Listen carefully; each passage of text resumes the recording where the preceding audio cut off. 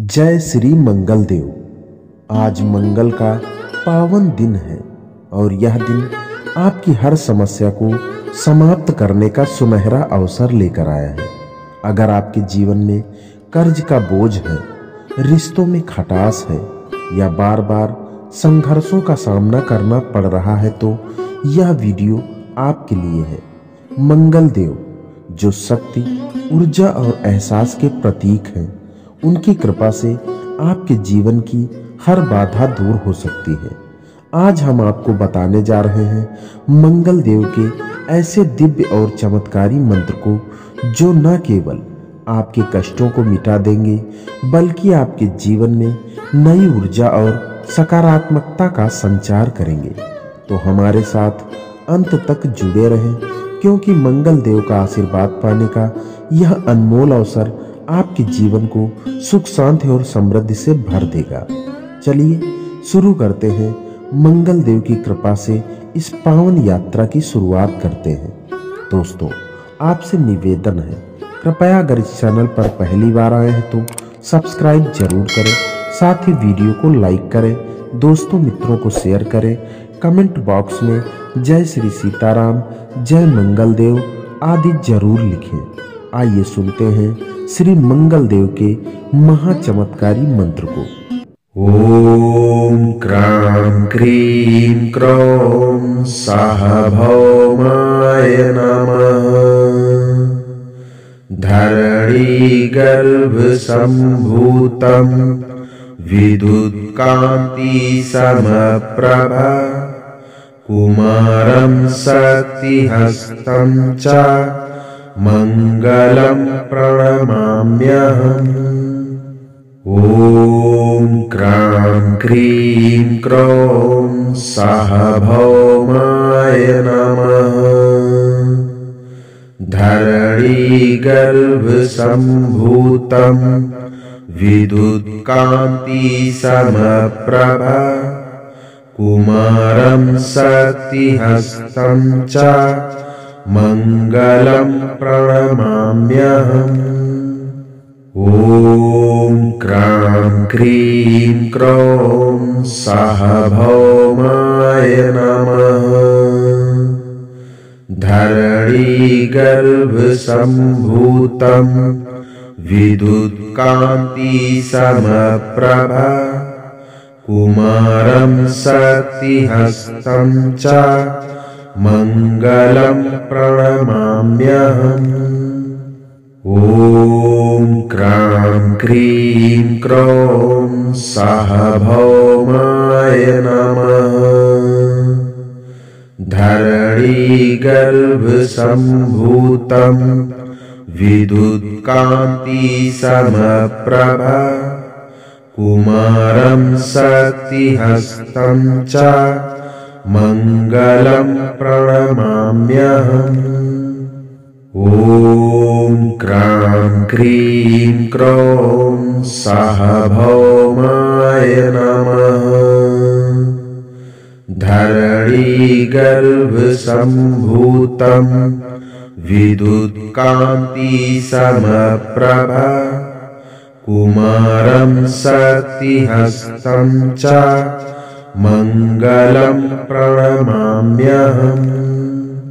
ओम क्रां cream क्रौं सार्वभौमाय नमः।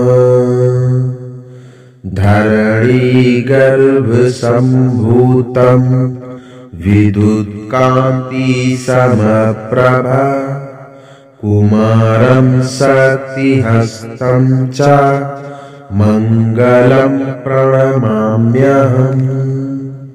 ओम क्रां cream क्रौं सार्वभौमाय नमः। धरणी गर्भ संभूतं विद्युत्कान्ति समप्रभा कुमारं शक्तिहस्तं च मंगलम प्रणमाम्यहम्। ओम क्रां क्रीं क्रौं सार्वभौमाय नमः।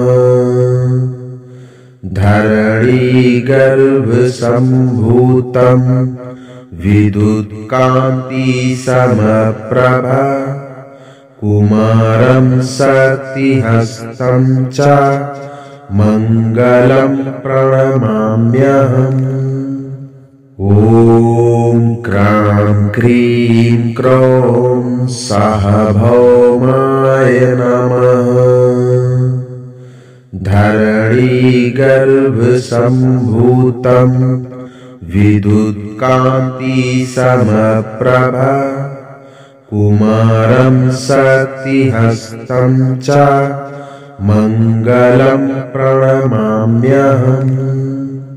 ॐ क्रां क्रीं क्रौं सः भौमाय नमः। धरणीगर्भसम्भूतं विद्युत्कान्तिसमप्रभा कुमारं शक्तिहस्तं च मङ्गलं प्रणमाम्यहम्। ॐ क्रां क्रीं क्रौं सः भौमाय नमः। धरणीगर्भसम्भूतं विद्युत्कान्तिसमप्रभा कुमारं शक्तिहस्तं च मङ्गलं प्रणमाम्यहम्।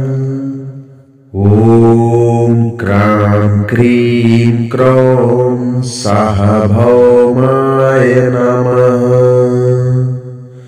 धरणीगर्भसम्भूतं विद्युत्कान्तिसमप्रभा कुमारं शक्तिहस्तं च मङ्गलं प्रणमाम्यहम्। ॐ क्रां क्रीं क्रौं सः भौमाय नमः। धरणीगर्भसम्भूतं विद्युत्कान्तिसमप्रभा कुमारं शक्तिहस्तं च मङ्गलं प्रणमाम्यहम्। ॐ क्रां क्रीं क्रौं सः भौमाय नमः। धरणीगर्भसम्भूतं विद्युत्कान्तिसमप्रभा कुमारं शक्तिहस्तं च मङ्गलं प्रणमाम्यहम्। ॐ क्रां क्रीं क्रौं सः भौमाय नमः। धरणीगर्भसम्भूतं विद्युत्कान्तिसमप्रभा कुमारं शक्तिहस्तं च मङ्गलं प्रणमाम्यहम्। ॐ क्रां क्रीं क्रौं सः भौमाय नमः।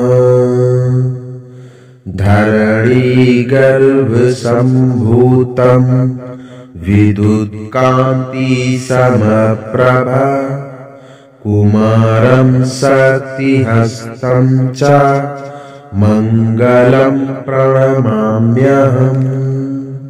ॐ क्रां क्रीं क्रौं सः भौमाय नमः। धरणीगर्भसम्भूतं विद्युत्कान्तिसमप्रभा कुमारं शक्तिहस्तं च मङ्गलं प्रणमाम्यहम्। ॐ क्रां क्रीं क्रौं सः भौमाय नमः।